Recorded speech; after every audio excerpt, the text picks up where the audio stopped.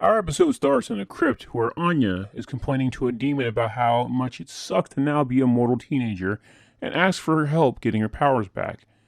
The demon turns her down and she vows to find another way if he won't help. Meanwhile, back in the world of Buffy and friends, Willow is having issues with believing all her friends only see her as a boring, dependable nerd girl, which she is, and decides to politely storm off while promising to eat a banana even though it's lunchtime. Back in the school, she's approached by Anya. Anya explains about a spell she needs help with, and Willow is only interested if she admits it's dangerous. When it's time to do the spell, Anya explains that when some magical sand is placed on an effigy of her necklace, it will make the real thing appear, but instead Willow gets flashes of an alternate universe leading to the sand landing on her hand, and Willow gives Anya a stern talking to in the most G-rated way for trying to trick her into doing devil stuff, and walks off. As Anya breaks a plate in frustration, we see alternate dimension Willow appear in a warehouse. She walks around Sunnydale very confused with how generic WB happy it is and growls at a woman who attempts to ask her something.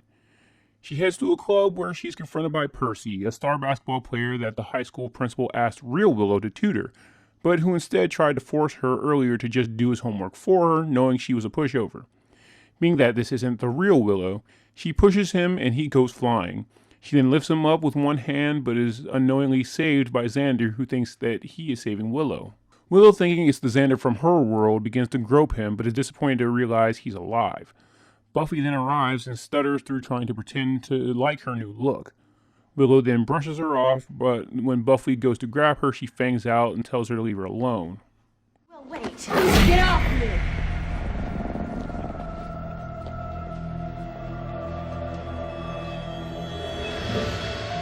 Behind the club, she's attacked by two vampires, and she manhandles them both.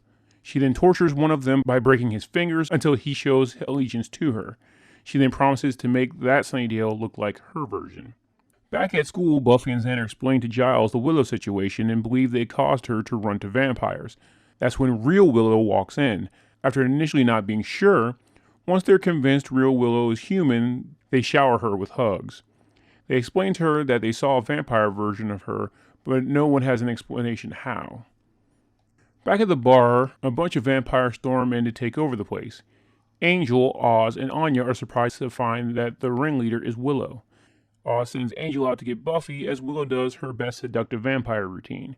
She takes a young girl named Sandy and basically tells everyone that the good ones will be made vampires and the bad ones are food before biting her.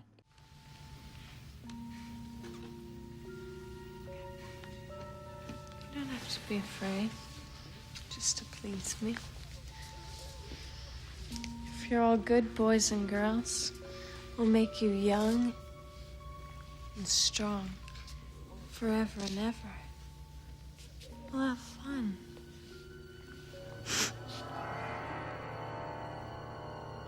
If you're not,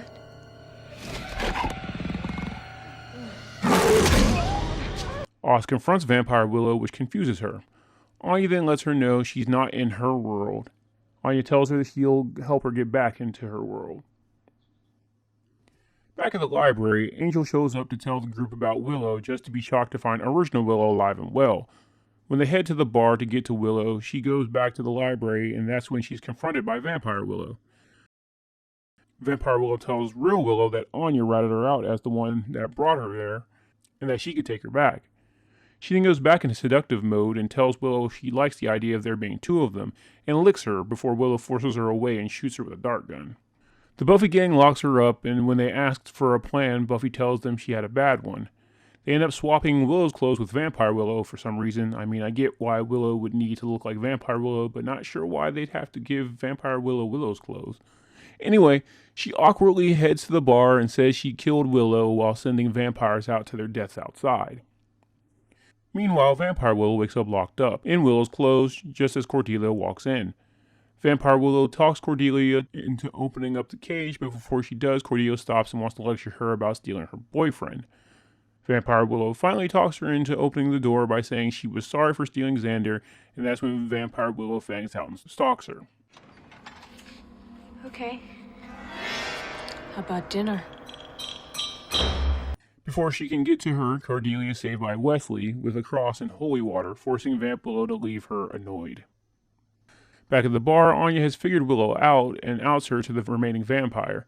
After some awkward comic relief, Buffy, Xander, and Angel come in and save the day with Willow punching Anya out. As Willow and Oz try to escape, they're confronted by Vamp Willow, who attempts to strangle her to death. Buffy then notices and goes to save Willow via a broken pool cue, but Willow tells her to hold back, and instead decides to send her back where she came from. Willow goes on to wish Vamp Willow good luck and hugs her goodbye, leading to Vamp Willow getting gropey. Hands! Hands! Ironically, the second Vamp Willow gets back to her home world, she's pushed into a sharp piece of wood and killed. The episode ends with the jerk basketball player now super sucking up to Willow out of fear, not understanding that the Willow he faced was someone different. Thanks for watching. If you like this content, please leave a like and subscribe, and hit the bell icon to know every time I update. If you want to help my channel grow, please check out my Patreon, where you can get access to content early, as well as see the content that can't be uploaded here on YouTube. Link will be in the description. Until next time.